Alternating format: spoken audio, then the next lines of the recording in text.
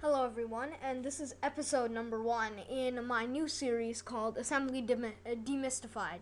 And in this tutorial, we will be covering the processor and what it understands, as well as mnemonics and the concepts of registers.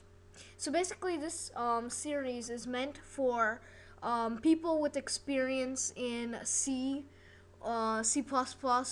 or any C-derived language, and you want to know how it works underneath the high-level language, the basic low-level language, which is assembly.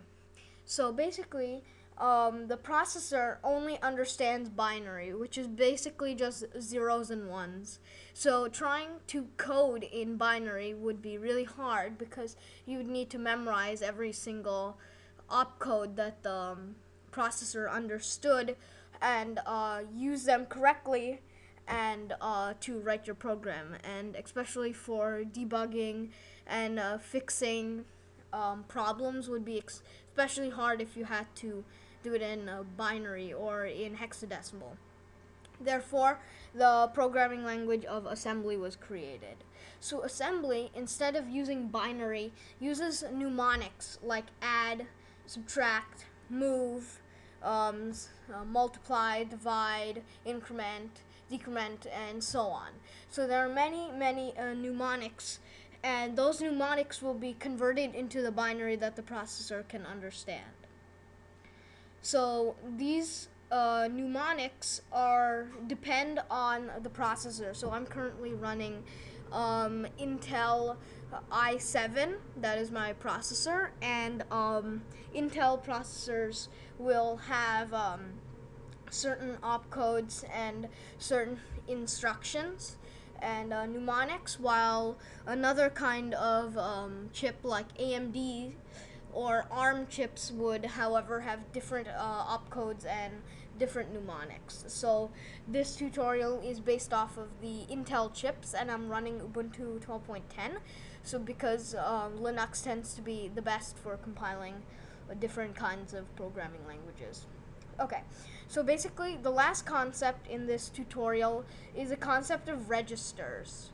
So registers are basically part of the processor, and you can store a little bit of memory inside of these registers. And registers are extremely fast. They're not like the hard disk or RAM, where they are part of the processor, and they basically are storage units where you can store different information into them. And oftentimes your assembly programming will be moving numbers and references and stuff like that into the registers, and basically you will need the registers for many different things.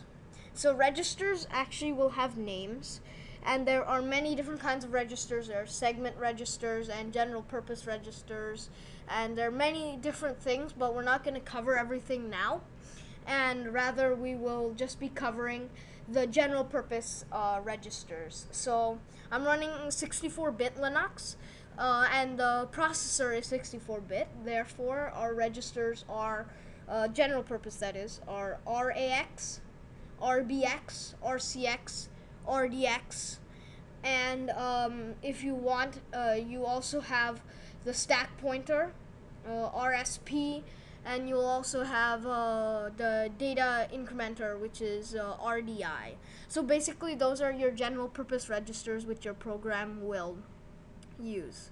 So now that you've gotten a little glimpse of assembly, you now know the basic fundamentals, and in the second episode we will be covering a simple exit program where we will start and then exit. So basically that's all for this tutorial, so stay tuned for the next episode.